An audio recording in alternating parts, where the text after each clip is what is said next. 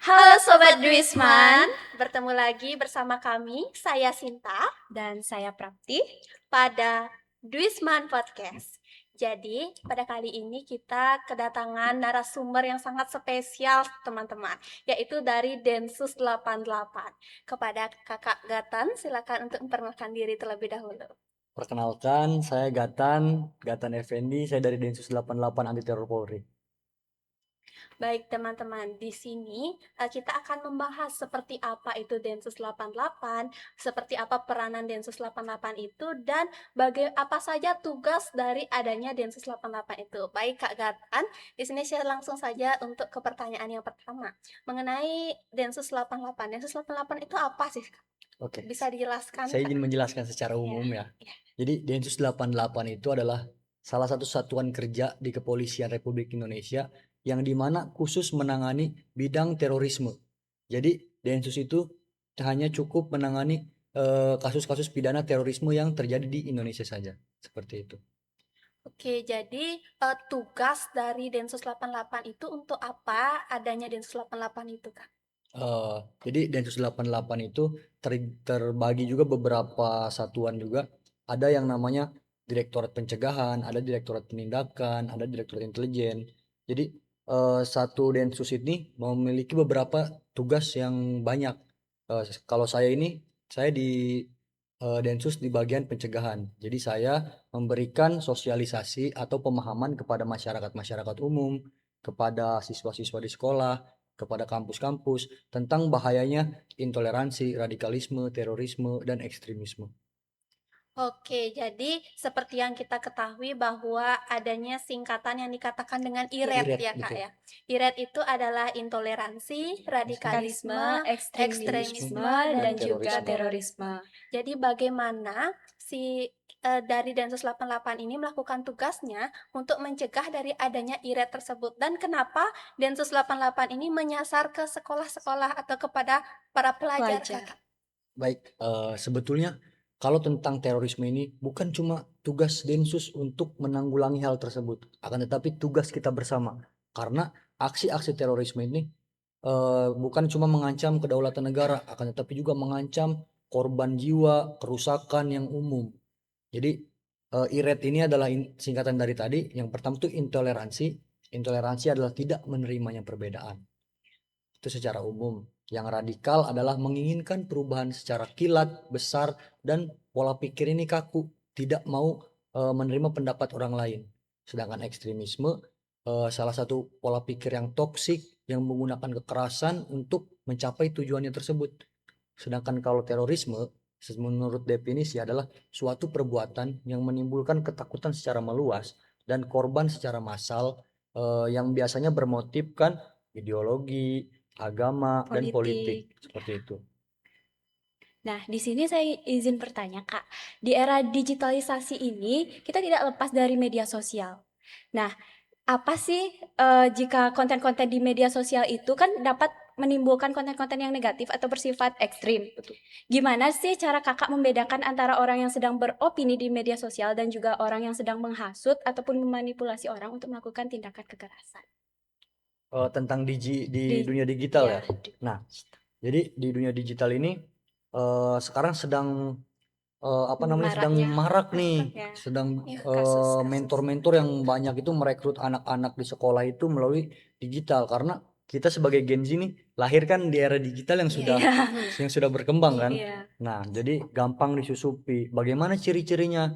Misalkan biasanya mereka itu melalui konten-konten kekerasan yang biasa sering disebut konten gore, sadistik seperti itu mereka aktif menyebarkan konten-konten kekerasan. Ada juga mereka yang merekrut melalui game online. Jadi melakukan simulasi-simulasi penyerangan di game online. Karena kan kita ini karena Gen Z hobinya Main main game. game. Jadi mereka gimana caranya tetap merekrut tapi dengan cara yang kita sukai dan kita tidak beranggapan kalau itu adalah suatu rekrutmen untuk masuk kepada kelompok kekerasan. Seperti itu.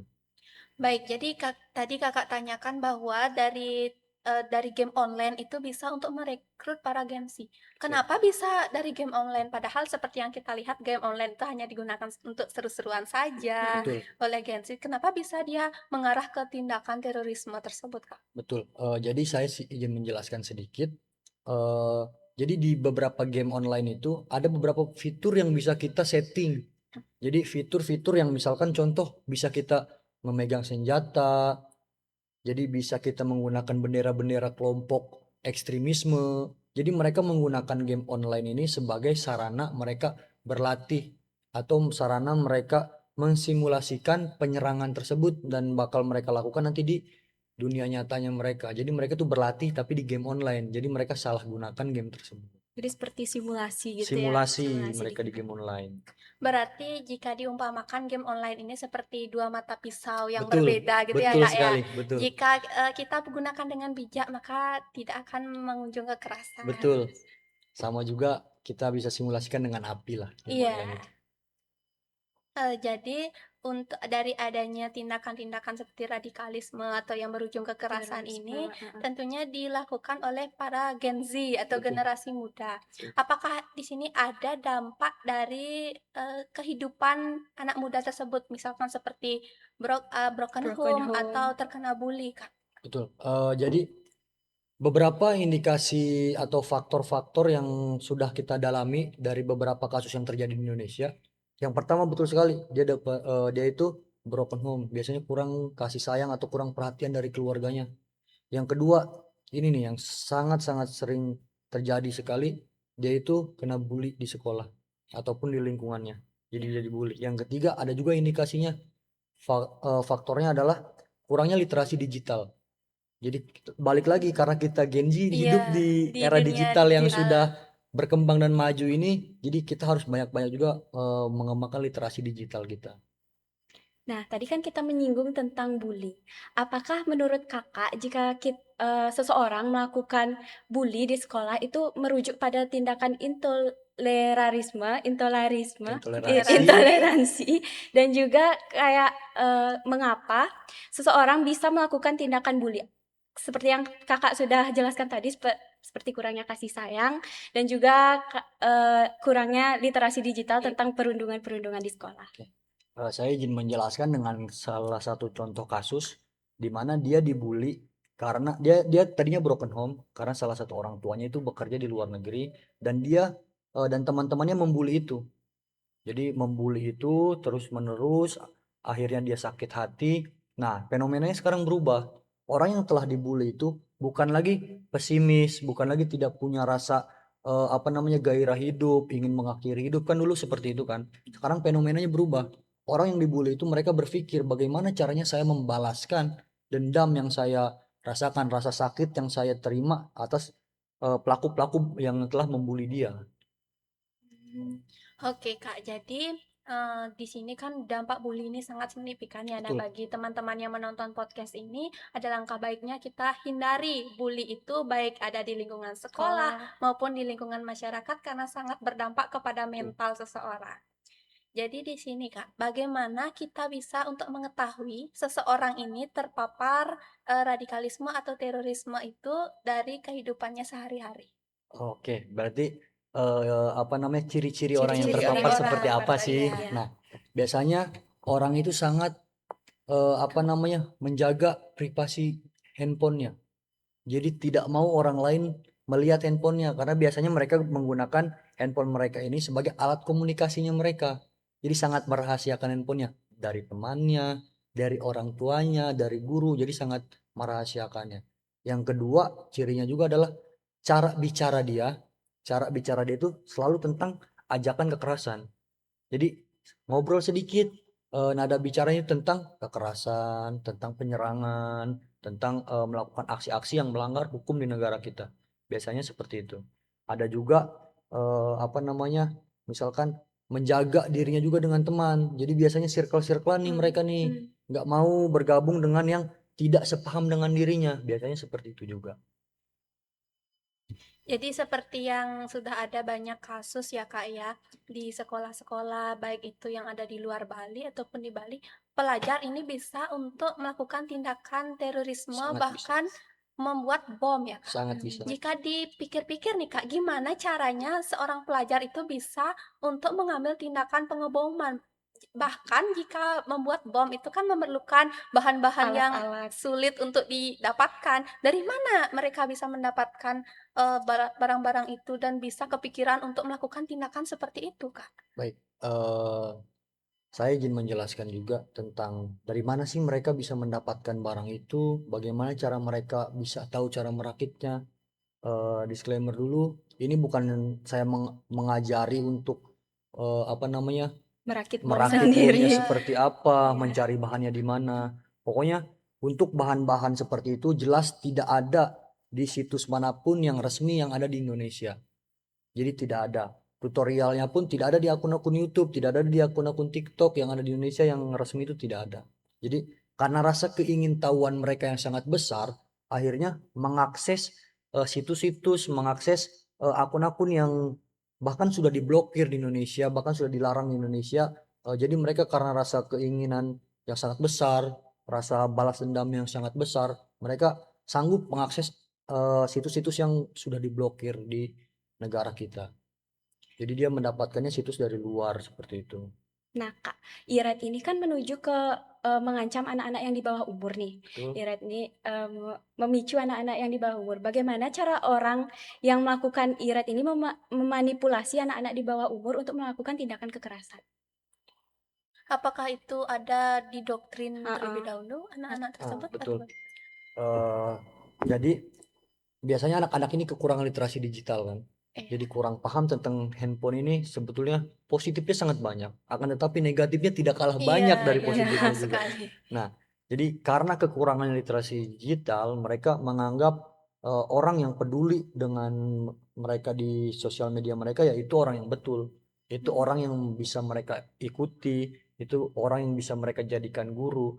Akan tetapi ternyata kelompok-kelompok radikal ini memang sudah merencanakan, memang sudah menyiapkan apa namanya, anak-anak, menargetkan anak-anak yang mudah sekali disusupi. Kayak misalkan anaknya itu mempunyai kerentanan seperti dia mencari masalah di sosial media, mencari jalan keluar tentang masalah-masalah di hidup dia melalui media sosial. Jadi cara pendekatan mereka itu dengan baik-baik, dengan peduli dulu dengan apa si korban. Ternyata pada akhirnya setelah mempunyai ikatan emosional yang bagus, kan akhirnya tidak enak dong korban karena sudah memiliki ikatan emosional. Jadi si pelaku menyuruh apapun pasti akan Lakukan. lakukan seperti itu. Apakah lingkungan bisa membantu untuk menyembuhkan mental health dari anak yang sudah dimanipulasi ini? Sangat-sangat bisa, sangat-sangat bisa. Karena beberapa contoh kejadian juga karena anaknya di bawah umur Iya. tidak bisa kita tahan karena masih belum cukup umur untuk dilakukan penegakan hukum. Akhirnya dibawa ke ada kalau di Jakarta namanya Rumah Sentra Aman Handayani di mana pelaku-pelaku yang pernah melakukan aksi itu termasuk yang 72 Jakarta itu dilakukan ibaratnya penyembuhan ulang lah Hmm. terkait mental dia, terus apa namanya, lingkungannya dia juga kita kasih pemahaman supaya dia bisa diterima kembali di lingkungannya, supaya dia tidak mendapatkan kecaman, tidak mendapatkan bully yang lebih atas Iya. kelakuan dia. Karena di negara kita sebetulnya terkait yang tindak pidana terorisme ini masih sangat-sangat diberikan toleransi. Jadi masih sangat-sangat baik di negara kita ini untuk pelaku-pelaku. Oke, jadi di sini, tindakan terorisme dan radikalisme ini sangat, berpengaruh besar terhadap kehidupan anak-anak, karena yang di Sangat, sini yang diserang itu anak-anak, betul. dan Iya. anak-anak ini dia belum bisa untuk mempondasi dirinya Betul. bagaimana tindakan yang baik Baik, dan atau buruk. istilahnya itu labil Masih ya, Kak, labil, ya. Masih masih labil. labil. Jadi seperti yang saya ketahui anak-anak ini kan dia memiliki pelindungan, Kak, baik dari orang tua, guru, ataupun dirinya sendiri. Namun di sini sebenarnya yang bisa melindungi anak-anak itu siapa? Dan bagaimana cara kita tentunya sebagai generasi muda untuk mempondasi diri kita agar diri kita tidak mudah untuk masuk ke tindakan terorisme atau radikalisme tersebut. Baik, semua bertanggung jawab atas si anak tersebut. Mau guru di sekolah itu sangat bertanggung jawab atas keamanan dia, atas ilmu-ilmu yang diberikannya. Orang tua di rumahnya pun seperti itu, sangat bertanggung jawab juga. Nah, begitupun dari anaknya sendiri, harus mempunyai apa namanya, perisai untuk diri dia sendiri, harus mempunyai literasi atau ilmu yang membuat dia jauh dari hal-hal seperti terorisme tersebut. Dan juga untuk orang-orang tua biasanya nih ada 2 tipe nih. Ini yang harus kita perhatikan, biasanya ada 2 tipe. Yang tipe yang pertama itu orang tua yang sangat posesif. Jadi anaknya main HP Nah, iya. sebentar itu udah marah-marah, udah apa namanya, diomelin lah anaknya, disita, Dibentak-bentak. dibentak-bentak, disita handphonenya. Yang pada akhirnya si anak tersebut merasa stres, merasa terkekang. Nah, itu tidak baik juga. Yang kedua ada juga orang tua yang abai. Jadi orang tua yang abai ini biasanya melihat anaknya pendiam, menggunakan gadget, itu tuh beranggapan anak pendiam itu anak baik. Padahal kita tidak tahu di gadget dia itu dia sedang berkomunikasi dengan siapa, dia sedang merencanakan apa di gadgetnya, hal-hal besar apa yang sedang dia rencanakan seperti itu. Jadi ada 2 tipe itu yang harus kita waspadai sebagai orang tua dan sebagai anak pun harus punya perlindungan atas dirinya sendiri. Nah, tadi kan menyinggung soal terorisme kan, Kak. Jadi jika seseorang, ada yang bilang kalau terorisme itu demi menjaga agama ataupun demi membela agama ataupun politik. Mengapa korbannya justru orang-orang dari kalangan yang tidak bersalah? Apakah kekerasan bisa, menimbulkan kedamaian? Ya, baik. Saya izin memperlurus lagi, kalau terorisme itu sebetulnya tidak selalu berlandaskan dengan ideologi agama. Dengan ideologi yang lain pun bisa disebut terorisme, bisa disebut tindak kejahatan terorisme. Jadi tidak selalu tentang agama tertentu, tidak selalu tentang suatu kepercayaan tertentu, tidak. Nah, kalau misalkan caranya dengan kekerasan, apakah bisa melakukan Damai. melakukan perdamaian dengan kekerasan? Ya, jelas-jelas tidak bisa. Itu sangat-sangat melanggar hukum yang ada di negara kita. Karena ya negara kita ini udah negara demokrasi loh. Iya. Silahkan kamu berpendapat sesuai dengan aturan undang-undang yang ada, itu pasti akan diterima oleh pemerintah. Kebebasan berpendapat. Kebebasan berpendapat, tidak harus dengan cara kekerasan. Itu sangat dilarang. Oke, jadi kita itu harus bijak bagaimana kita harus berpendapat, menyampaikan aspirasi kita Betul. harus dengan bijak, harus melalui sistem demokrasi dan tidak anarkis yang berujung ke kekerasan ya Kak ya. Betul. Jadi di sini kita kan masuk lagi ke dunia digital, di mana generasi muda itu menggunakan teknologi dalam kehidupan sehari-hari, terutama media sosial. Bagaimana di media sosial itu seorang generasi yang menggunakan misalkan TikTok ya Kak. Dari TikTok ini mereka bisa terpapar radikalisme tersebut, menimbulkan melakukan tindakan kekerasan. Tergantung algoritma TikTok ya. Ya, betul. Itu juga. Jadi biasanya sering lewat konten-konten tentang kekerasan. Kayak konten-konten pembunuhan seperti Iya. apa. Sebetulnya kalau misalkan itu tidak cocok dengan diri kita, bisa kita dengan cara blokir Iya. atau laporkan segala macam, kita take down videonya. Nah, terus apa namanya? Tetapi kalau bagi orang yang tertarik, konten-konten seperti itu malah mereka sukai, malah mereka like dia, mereka sebarkan lagi ke orang lain. Pada akhirnya algoritma dia tentang kekerasan lagi, tentang kekerasan. Dari situ dia secara tidak sadar terdoktrin oleh konten-konten yang ada di situs tersebut. Seperti itu. Oke. Ketika seseorang itu sudah mulai terdoktrin kekerasan dan kita sudah mengetahui dari ciri-ciri orang itu terpapar tindakan radikalisme atau yang berujung terorisme, bagaimana cara mencegah atau cara kita untuk sebagai Menangani. pendekatan atau menangani seseorang tersebut agar bisa memulihkannya kembali. Kembali. Baik, yang pertama kita harus peduli dulu dengan dia. Kita sebagai teman dia, misalkan kita harus peduli dengan dia. Kita harus ajak dia, tanya dia, kamu ada masalah apa? Kamu kenapa? Jangan seperti ini, jangan seperti itu. Kita bagaimana caranya kita sebagai teman ini mempunyai rasa peduli terhadap dia. Jangan sampai yang peduli sama dia ini ternyata orang-orang yang cuma memanfaatkan dia sebagai pelaku. Kalau misalkan kita tidak diterima, pendapat kita atau omongan kita tidak diterima dengan apa namanya si anak yang sudah terindikasi ini, kita bisa laporkan kepada orang tuanya. Kita bisa laporkan kepada orang tuanya. Kalau masih orang tuanya masih abai, silahkan kita laporkan kepada guru-guru kita di sekolah, guru BK, guru-guru wali kelas, sebagainya. Dan kalau misalkan perlu, tadi sudah ada juga nomor dari Kementerian Perlindungan Perempuan dan Iya. Anak. Silahkan bisa juga dilaporkan kalau misalkan menemukan konten-konten atau teman yang sudah mulai terindikasi terhadap kasus-kasus atau misalkan terindikasi ekstremisme atau terorisme tersebut. Oke. Jadi di sini kita tentunya sebagai generasi muda adalah garda terdepan untuk mencegah atau menghilangkan dari adanya tindakan radikalisme Betul. yang berujung ke terorisme ini ya Kak ya. Dan di sini saya ingin menanyakan pesan dan kesan Kesan Kakak Kakak yang ingin disampaikan kepada generasi muda terutama teman-teman di SMA Negeri 2 Abian Semal ini agar menjauhi dari tindakan eh, atau tindakan aksi iret IRET ini ini. tersebut. Baik, Silakan. saya yakin di SMAN 2 Abian Semal ini karena saya melihat sendiri Iya. antusias siswanya Aktif. aktif, banyak bertanya, Iya. banyak menjawab. Jadi saya yakin semoga saja di SMA Negeri 2 Abian Semal ini terhindar dari intoleransi, radikalisme, terorisme, serta ekstremisme. Dan saya mohon sekali kepada seluruh siswa di SMAN 2 Abian Semal ini untuk menghindari bully. Karena itu adalah faktor penyebab utama seseorang melakukan tindak pidana terorisme.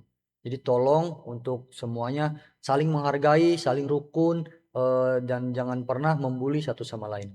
Cukup. Ya, cukup baik. Terima kasih Kakak. Jadi di sini teman-teman semua, kita semua harus hidup berdampingan karena seperti kata pepatah, kita itu harus bineka tunggal Betul. ika, berbeda-beda tetapi Tapi kita tetap satu. satu. Betul. Jadi dari akhir pada podcast kali ini, tentunya saya sangat berterima kasih kepada Sama-sama. Kakak dari Densus 88 yang sudah memberikan banyak materi dan Informasi. juga informasi mengenai dari adanya tindakan radikalisme dan kita harus sedari dini bisa mencegah atau Betul. menghindarkan dari tindakan ini ya Kakak ya. Betul. Dan di sini dari akhir kata tentunya saya Sinta di sini memohon maaf jika ada kata ataupun perilaku saya yang kurang berkenan. Mungkin Prapti ada yang ingin disampaikan, silakan. Nah, baik, banyak sekali informasi yang kita dapatkan dari hari ini. Tugas untuk menjaga kedamaian itu bukan tugas dari tim aparat saja, tapi kita juga sebagai pelajar dan generasi muda. Baik, saya ucapkan terima kasih kepada kakak dari Densus 88 yang udah mengedukasi kita dan memberikan pemahaman yang sangat jelas tentang IRET ini, teman-teman. Nah, jadi saya Prapti juga minta maaf jika ada salah kata ataupun perbuatan saya yang kurang berkenan. Baik, akhir kata di sini saya tutup dengan Terima kasih. terima kasih. Sampai jumpa Sampai jumpa. teman-teman.